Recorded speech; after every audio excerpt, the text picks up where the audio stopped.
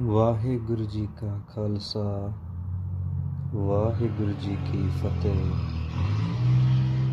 ਗੁਰਬਾਣੀ ਵਿੱਚ ਗੁਰੂ ਸਾਹਿਬ ਦਾ ਫਰਮਾਨ ਹੈ, ਜਿਨਾ ਸਾਸ ਗਿਰਾਸ ਨਾ ਵਿਸਰੈ, ਹਰ ਨਾਮਾ ਮਨ ਮੰਤ, ਤਨ ਸੇ ਸਈ ਨਾਨਕਾ, ਪੂਰਨ ਸੋਈ ਸੰਤ। ਕਬੀਰ ਜੀ ਦੇ ਸ਼ਲੋਕ ਵਿੱਚ ਵੀ ਆਉਂਦਾ ਹੈ, ਕਬੀਰ ਸੇਵਾ ਕੋ ਦੋਏ ਭਲੇ, ਏਕ ਸੰਤ ਇਕ ਰਾਮ, ਰਾਮ ਜੋ ਦਾਤਾ ਮੁਕਤ ਕੋ, ਸੰਤ ਜਪਾਵੈ ਨਾਮ। ਸਾਖੀ ਬ੍ਰਹਮ ਗਿਆਨੀ ਸੰਤ ਬਾਬਾ ਹਜ਼ਾਰਾ ਸਿੰਘ ਜੀ ਨਿੱਕੇ ਘੁੰਮਣਾ ਵਾਲਿਆਂ ਦੀ। ਸੰਤਾਂ ਜੇਵੜ ਅਵਰ ਨਾ ਕੋਈ। ਇੱਕ ਖੇਤੀ ਕਿਰਤ ਕਰਨ ਵਾਲਾ ਬਾਬਾ ਜੀ ਦਾ ਇੱਕ ਗਰੀਬੜਾ ਜਿਹਾ ਸ਼ਰਧਾਲੂ ਕਦੇ ਕਦਾਈ ਘੁੰਮਣੀ ਡੇਰੇ ਆ ਕੇ ਬਾਬਾ ਜੀ ਦੀ ਸੰਗਤ ਕਰ ਜਾਂਦਾ ਸੀ।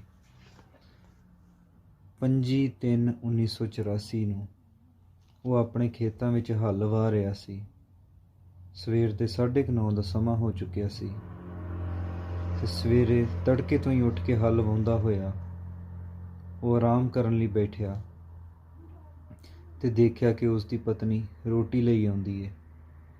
ਉਹਨੇ ਹੱਲ ਢੱਕ ਦਿੱਤਾ, ਇੱਕ ਰੁੱਖ ਦੀ ਛਾਂ ਹੇਠਾਂ ਬੈਠ ਗਿਆ ਤੇ ਜਦੋਂ ਉਹ ਰੋਟੀ ਨੂੰ ਖਾਣ ਲੱਗਾ ਤੇ ਉੱਪਰ ਬੈਠਿਆਂ ਕਿਸੇ ਪੰਛੀ ਨੇ ਕੁਛ ਹੇਠਾਂ ਸੁੱਟਿਆ ਤੇ ਉਹ ਜਾ ਕੇ ਇਸ ਕਰਤੀ ਸਿੱਖ ਦੀ ਜੀਭ ਵਿੱਚ ਕਿਰਚ ਕਰਕੇ ਖੁੱਭ ਗਿਆ।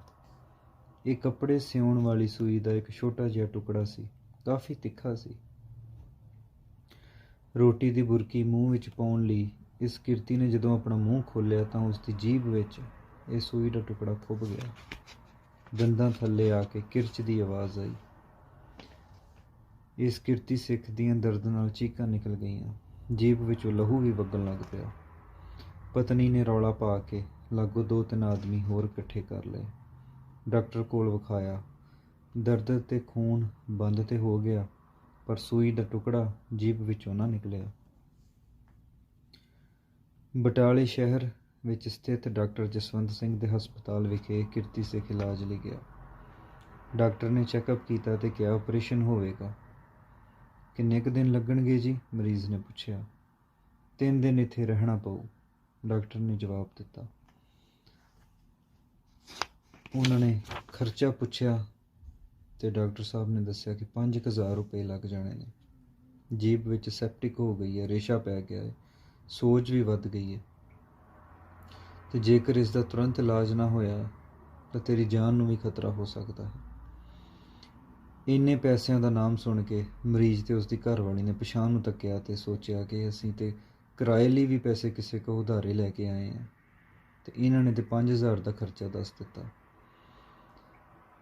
ਲੰਮੀ ਸੋਚ ਤੋਂ ਬਾਅਦ ਉਹਨਾਂ ਨੇ ਇਹ ਸਲਾਹ ਬਣਾਈ ਕਿ ਅਸੀਂ ਪਿੰਡ ਦੇ ਡਾਕਟਰ ਨੂੰ ਹੀ ਵਿਖਾ ਲਵਾਂਗੇ, ਉਹ ਵੀ ਸਿਆਣਾ ਹੀ ਆ।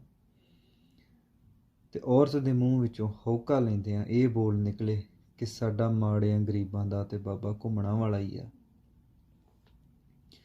ਔਰਤ ਨੇ ਇਹ ਸ਼ਬਦ ਭਾਵੇਂ ਹੌਲੀ ਜਿਹੇ ਕਹੇ ਸਨ, ਪਰ ਡਾਕਟਰ ਦੇ ਕੰਨੀ ਪੈ ਗਏ ਤੇ ਡਾਕਟਰ ਨੇ ਹਾਸੋ-ਹੀਣੀ ਵਿੱਚ ਹੱਸਿਆ ਤੇ ਕਹਿਣ ਲੱਗਾ, ਬੀਬੀ, ਬਾਬਾ ਘੁੰਮਣਾ ਵਾਲਾ ਕਿਹੜਾ ਸਿਵਲ ਸਰਜਨ ਲੱਗਾ ਵਾ ਜਿਹੜਾ ਤੇਰੀ ਸੂਈ ਬਾਹਰ ਕੱਢ ਦੂ। ਇਹ ਕਹਿ ਕੇ ਡਾਕਟਰ ਹੋਰ ਮਰੀਜ਼ਾਂ ਨੂੰ ਵੇਖਣ ਲੱਗ ਪਿਆ ਤੇ ਇਹ ਗੱਲਾਂ ਉੱਥੇ ਬੈਠੇ ਹੋਰ ਵੀ ਮਰੀਜ਼ਾਂ ਨੇ ਸੁਣੀਆਂ ਤੇ ਆਪਸ 'ਚ ਗੱਲਾਂ ਕਰਨ ਲੱਗ ਪਏ ਕਿ ਬਾਬਾ ਘੁੰਮਣਾ ਵਾਲਾ ਤੇ ਪੂਰਾ ਸਾਧ ਆ, ਉਹ ਤੇ ਸਿਰਫ ਰੱਬ ਦੀ ਹੀ ਗੱਲ ਕਰਦਾ, ਰੱਬ ਤੋਂ ਸਿਵਾਏ ਕੋਈ ਹੋਰ ਗੱਲ ਨਹੀਂ ਕਰਦਾ। ਵਿੱਚੋਂ ਕਈਆਂ ਨੇ ਆਖਿਆ, ਬਾਬੇ ਘੁੰਮਣਾ ਵਾਲੇ ਨੇ ਤੇ ਬਰਾਤ ਦੇ 11 ਬੰਦੇ ਬੱਧੇ ਨੇ। ਸਾਰੇ ਲੋਕੀ ਬਾਬਾ ਜੀ ਦੀ ਤਪ ਕਮਾਈ ਤੋਂ ਭੈ ਖਾਂਦੇ ਨੇ। 8 ਪਹਿਰ ਗੁਰਬਾਣੀ ਚੱਲਦੀ ਤੇ ਲੰਗਰ ਵਰਤਦੇ ਰਹਿੰਦੇ ਨੇ। ਮਾਸ, ਸ਼ਰਾਬ ਤੇ ਨਸ਼ੇ ਛੁਡਵਾ ਕੇ ਗੁਰੂ ਗ੍ਰੰਥ ਸਾਹਿਬ ਦਾ ਪਾਠ ਕਰਨ ਵੱਲ ਲਗਾਉਂਦੇ ਨੇ ਬਾਬਾ ਜੀ ਘੁੰਮਣਾ ਵਾਲੇ। ਇੰਨੇ ਨੂੰ ਇੱਕ ਅੰਮ੍ਰਿਤਧਾਰੀ ਗੁਰਸਿੱਖ ਤੇ ਉਸਦੀ ਸਿੰਘਣੀ ਵੀ ਉੱਥੇ ਆ ਗਏ। ਤੇ ਜੀਭ ਵਿੱਚ ਸੂਈ ਖੁੱਭੀ ਵਾਲੇ ਕਿਰਤੀ ਸਿੱਖ ਨੂੰ ਟੀਕੇ ਦੇ ਨਸ਼ੇ ਨਾਲ ਨੀਂਦ ਆ ਗਈ ਸੀ। ਹੁਣ ਇਸ ਦੀ ਅੱਖ ਵੀ ਖੁੱਲ੍ਹ ਗਈ। ਇਸ ਅੰਮ੍ਰਿਤਧਾਰੀ ਗੁਰਸਿੱਖ ਨੇ ਇਸ ਕਿਰਤੀ ਸਿੱਖ ਦੀ ਸਾਰੀ ਦੁਖਦਾਈ ਵਿਥਿਆ ਸੁਣੀ ਤੇ ਮਰੀਜ਼ ਨੂੰ ਕਹਿਣ ਲੱਗਾ, ਸਿੱਖਾ, ਜੇ ਸਿੱਖ ਵਾਂ ਤੇ ਡੋਲੀ ਨਾ, ਗੁਰਬਾਣੀ ਵਿੱਚ ਬੜੀ ਸ਼ਕਤੀ ਹੋ, ਤੇ ਘੁੰਮਣਾ ਵਾਲਾ ਬਾਬਾ ਗੁਰਬਾਣੀ ਤੋਂ ਬਾਹਰ ਨਹੀਂ ਜਾਂਦਾ। ਜਾਂ ਸ਼ੇਰ ਬਣ, ਐਵੇਂ ਥਾਂ ਥਾਂ ਨਾ ਡੋਲਦਾ ਫਿਰੀ। ਜੇ ਡਿੱਗਣਾ ਹੀ ਹੈ ਤਾਂ ਉੱਥੇ ਡਿੱਗ, ਤੇ ਇਉਂ ਆਖੀ, ਬਾਬਾ ਘੁੰਮਣਾ ਵਾਲਿਆ, ਤੈਨੂੰ ਲੋਕ ਬ੍ਰਹਮ ਗਿਆਨੀ ਆਖਦੇ ਨੇ, ਮੇਰੇ ਗਰੀਬ ਦਾ ਵੀ ਦੁੱਖ ਦੂਰ ਕਰ। ਇਹ ਸੁਣ ਕੇ ਉਹ ਕੀਰਤੀ ਸਿੱਖ ਮਰੀਜ਼ ਜੋੜਾ ਉੱਥੋਂ ਉੱਠ ਪਿਆ। ਅਗਲੇ ਦਿਨ ਸਵੇਰੇ 7 ਵਜੇ ਹੀ ਇਹ ਸ਼ਰਧਾਲੂ ਸਿੱਖ ਆਪਣੀ ਪਤਨੀ ਸਮੇਤ ਬਾਬਾ ਜੀ ਦੇ ਡੇਰੇ ਆ ਗਿਆ। ਬਾਬਾ ਜੀ ਇਸ ਵੇਲੇ ਡੇਰੇ ਤੋਂ ਚੱਲ ਕੇ ਸੰਗਤ ਸਮੇਤ ਬਾਹਰ ਗਏ ਹੋਏ ਸਨ। ਢੇਊ ਸਾਹਿਬ ਦੇ ਰਸਤੇ ਸੂਏ ਪੈ ਕੇ ਬਾਬਾ ਜੀ ਬੋੜੀ ਸਾਹਿਬ ਲਾਗੇ ਆ ਕੇ ਬੈਠ ਗਏ। ਸੰਗਤ 40-50 ਦੀ ਗਿਣਤੀ ਵਿੱਚ ਸੀ ਅਤੇ 20 ਸੰਗਤ ਦੇ ਜੀਅ ਬੋੜੀ ਸਾਹਿਬ ਪਹਿਲਾਂ ਵੀ ਮੌਜੂਦ ਸਨ। ਬਾਬਾ ਜੀ ਇੱਥੇ ਆ ਕੇ ਬੈਠਣ ਨਾਲ ਵਾਹਵਾ ਇਕੱਠ ਜੋੜ ਬਣ ਗਿਆ। ਬਾਬਾ ਜੀ ਨੇ ਬਚਨ ਕੀਤਾ, ਮੰਨੀਆਂ ਲਿਆਓ ਭਾਈ, ਬੋੜੀ ਸਾਹਿਬ ਰਾਤ ਦਿਨ ਹੋਟਲ ਚੱਲਦੇ ਰਹਿਣਗੇ। ਇੰਨੀ ਛੇਤੀ ਮਾਂ ਵੀ ਰੋਟੀ ਨਹੀਂ ਦਿੰਦੀ ਜਿੰਨੀ ਛੇਤੀ ਇੱਥੋਂ ਮਿਲ ਜਾਂਦੀ ਹੈ। ਜਥੇਦਾਰ ਮੱਖਣ ਸਿੰਘ ਤੇ ਹੋਰ ਸ਼ਰਧਾਲੂਆਂ ਨੇ ਪੱਕੇ ਹੋਏ ਪ੍ਰਸ਼ਾਦੇ ਲਿਆ ਕੇ ਅੱਗੇ ਰੱਖ ਦਿੱਤੇ ਤੇ ਸੇਵਕਾਂ ਨੇ ਬਾਬਾ ਜੀ ਦੇ ਹੁਕਮ ਨਾਲ ਵਰਤਾਉਣੇ ਸ਼ੁਰੂ ਕੀਤੇ। ਇਹ ਕਿਰਤੀ ਸਿੱਖ ਤੇ ਉਸ ਦੀ ਪਤਨੀ ਮੌਕੇ ਦੀ ਤਾਕ ਵਿੱਚ ਸਨ ਕਿ ਕਦੋਂ ਬਾਬਾ ਜੀ ਨੂੰ ਆਪਣਾ ਦੁੱਖੜਾ ਸੁਣਾਉਣ, ਪਰ ਉਹਨਾਂ ਦੀ ਹਿੰਮਤ ਨਹੀਂ ਸੀ ਪੈ ਰਹੀ ਕਿ ਬਾਬਾ ਜੀ ਨਾਲ ਬਚਨ ਕਰ ਸਕੀਏ। ਦੋਵੇਂ ਜੀ ਇੱਕ ਪਾਸੇ ਹੋ ਕੇ ਬੈਠ ਕੇ ਤੇ ਇੱਕ ਦੂਜੇ ਨੂੰ ਕਹਿਣ ਲੱਗੇ ਕਿ ਤੂੰ ਬਾਬਾ ਜੀ ਦੇ ਨਾਲ ਗੱਲ ਕਰ, ਦੂਜਾ ਕਵੇ ਤੂੰ ਬਚਨ ਕਰ, ਫਿਰ ਚੁੱਪ ਹੋ ਜਾਣ।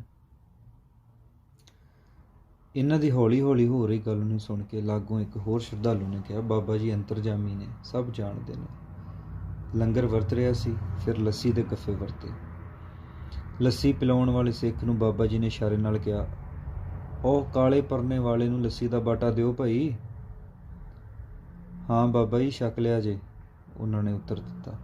ਇਹਨੂੰ ਇੱਕ ਹੋਰ ਬਾਟਾ ਪਿਲਾਓ।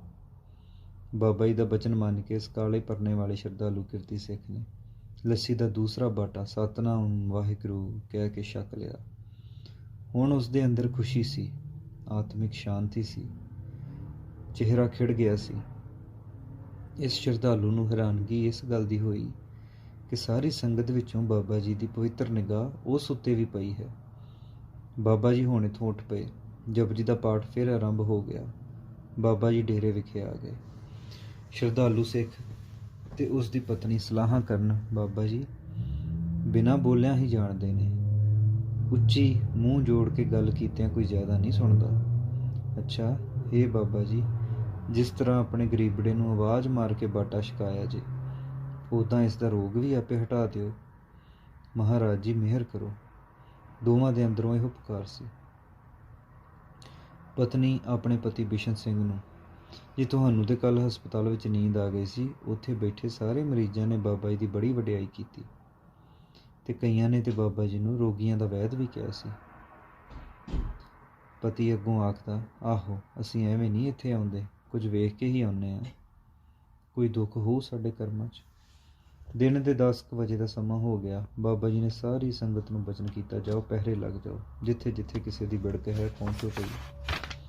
ਦਿਲ ਵਿੱਚ ਭਜਨ ਕਰੋ, ਨਾ ਬੁੱਲ ਹਿੱਲੇ ਨਾ ਜੀਭ ਹਿੱਲੇ, ਹੋ ਜਾਣ ਦੀ ਵੀ ਲੋੜ ਨਹੀਂ, ਭਾਵੇਂ ਦੂਰ ਰਹੋ ਭਜਨ ਕਰੋ। ਹੈ ਹਦੂਰ ਦੂਰ ਕਤ ਜਾਣੋ, ਗੁਰ ਸਬਦੀ ਹਰ ਨਿਕਟ ਪਛਾਣੋ। ਜਿਹੜਾ ਦਿਲ 'ਚ ਭਜਨ ਕਰਦਾ ਆ, ਉਹਨੂੰ 8 ਪਹਿਰ ਦਰਸ਼ਨ ਹੁੰਦੇ। ਜਾਓ ਸਭ ਮਾਈ ਭਾਈ ਆਪੋ ਆਪਣੇ ਪਹਿਰੇ ਲੱਗ ਜਾਓ। ਸਾਰੀ ਸੰਗਤ ਉੱਠ ਕੇ ਚਲੀ ਗਈ। ਹੋਰ ਸੰਗਤ ਆ ਕੇ ਜੁੜਨ ਲੱਗੀ। ਇਸ ਕਿਰਤੀ ਸਿੱਖ ਨੇ ਰੋਜ਼ ਦਾ ਨੇਮ ਬਣਾ ਲਿਆ ਕਿ ਦਿਨ ਵਿੱਚ ਇੱਕ ਵਾਰੀ ਹਨੇਰੇ ਸਵੇਰੇ ਬਾਬਾ ਜੀ ਦੇ ਡੇਰੇ ਜ਼ਰੂਰ ਆਉਣਾ ਹੈ, ਤੇ ਆਉਂਦਾ ਵੀ ਰਿਹਾ। ਪਰ ਬਚਨ ਕੋਈ ਨਾ ਕਰਨਾ, ਬਸ ਇਹੀ ਕਹਿਣਾ, ਤਿਸਿਉਂ ਕੈਸਾ ਬੋਲਣਾ ਜੋ ਆਪੇ ਜਾਣੀ ਜਾਣ। ਪ੍ਰਭੂ ਕਿਰਪਾ ਨਾਲ ਦਰਦ ਘਟ ਗਈ, ਸੋਝ ਵੀ ਘਟ ਗਈ, ਪਰ ਕਦੇ ਕਦੇ ਪੈਣ ਵਾਲੀਆਂ ਚੀਸਾਂ ਨਾ ਹਟੀਆਂ। 9/4/1984 ਨੂੰ ਮਹਾਂਪੁਰਖਾਂ ਦੇ ਦਰਸ਼ਨ ਕਰਕੇ ਜਦ ਇਹ ਸ਼ਰਧਾਲੂ ਸੰਗਤ ਵਿੱਚ ਉੱਠਣ ਲੱਗਾ ਤਾਂ ਬਾਬਾ ਜੀ ਨੇ ਬੁਲਾ ਲਿਆ। ਕੀ ਗੱਲ ਆ ਤੈਨੂੰ? ਅੱਗੋਂ ਉਹਨਾਂ ਨੇ ਜਵਾਬ ਦਿੱਤਾ, ਬਾਬਾ ਜੀ ਤੁਸੀਂ ਜਾਣਦੇ ਹੀ ਹੋ। ਬਾਬਾ ਜੀ ਨੇ ਆਖਿਆ, ਗੁਰਮੁਖੀ ਪੜ੍ਹ ਲੈਂਦਾ ਹੈ? ਸ਼ਰਧਾਲੂ, ਹਾਂਜੀ। ਜਪਜੀ ਰੋਜ਼ ਕਰਿਆ ਕਰ। ਜਪਜੀ ਸਾਹਿਬ ਜ਼ਬਾਨੀ ਕੰਠ ਕਰਨਾ ਹੈ। ਵੈਸ਼ਨੋ ਬਿਰਤੀ ਰੱਖੋ। ਬਾਬਾ ਨਾਨਕ ਸ਼ਾਹ ਗਰੀਬਾਂ ਦਾ ਹੀ ਯਾਰ ਹੈ, ਖਬਰੇ ਕਿਤੇ ਤੇਰੀ ਵੀ ਸੁਣ ਲਵੇ। ਜਾਓ ਪਹਿਰੇ ਲੱਗ ਜਾਓ। ਪੂਰਨ ਬ੍ਰਹਮ ਗਿਆਨੀ ਸੰਤ ਬਾਬਾ ਹਜ਼ਾਰਾ ਸਿੰਘ ਜੀ ਨਾਲ ਸਨਮੁਖ ਬਚਨ ਕਰਕੇ ਇਹ ਕਿਰਤੀ ਸਿੱਖ ਅੱਜ ਬਹੁਤ ਖੁਸ਼ ਸੀ। ਉਸ ਨੂੰ ਖੁਸ਼ੀ ਇਸ ਗੱਲ ਦੀ ਵੀ ਸੀ ਕਿ ਬਾਬਾ ਜੀ ਨੇ ਉਸ ਦੇ ਰੋਗ ਨੂੰ ਆਪੇ ਬੁੱਝ ਲਿਆ ਹੈ। ਰੱਬ ਦੇ ਰੰਗ ਨਿਆਰੇ ਨੇ। ਅਜੇ ਦੂਸਰਾ ਦਿਨ ਹੀ ਹੋਇਆ ਸੀ। ਇਹ ਸ਼ਰਧਾਲੂ ਗੰਨੇ ਦੀ ਗੁੱਲੀ ਮੂੰਹ ਵਿੱਚ ਚੂਪ ਰਿਹਾ ਸੀ। ਅਚਾਨਕ ਜੀਭ ਵਿਚਲੀ ਇਹ ਸੂਈ ਦਾ ਟੁਕੜਾ ਦੰਦਾਂ ਦੇ ਜ਼ੋਰ ਨਾਲ ਕੜਿਕ ਕਰਕੇ ਜੀਭ ਵਿੱਚੋਂ ਨਿਕਲ ਗਿਆ। ਗੰਨੇ ਦੀ ਗੁੱਲੀ ਵਿੱਚ ਜਾ ਫਸਿਆ। ਇਹ ਸੂਈ ਦਾ ਟੁਕੜਾ ਜੀਭ ਵਿੱਚੋਂ ਨਿਕਲ ਕੇ ਗੰਨੇ ਦੀ ਗੁੱਲੀ ਵਿੱਚ ਫਸ ਕੇ ਬਾਹਰ ਆ ਗਿਆ। ਇਸ ਦੀ ਲੰਮੀ ਚੀਜ਼ ਤਾਂ ਜ਼ਰੂਰ ਨਿਕਲੀ, ਪਰ ਉਸ ਸਮੇਂ ਉਸ ਦੀ ਖੁਸ਼ੀ ਦੀ ਕੋਈ ਹੱਦ ਨਾ ਰਹੀ ਜਦੋਂ ਉਸਨੇ ਸੂਈ ਦਾ ਇਹ ਟੁਕੜਾ ਗੰਨੇ ਦੀ ਗੁੱਲੀ ਵਿੱਚ ਫਸਿਆ ਹੋਇਆ ਵੇਖਿਆ। ਮਨ ਖੁਸ਼ੀ ਵਿੱਚ ਗਦ-ਗਦ ਹੋ ਉੱਠਿਆ।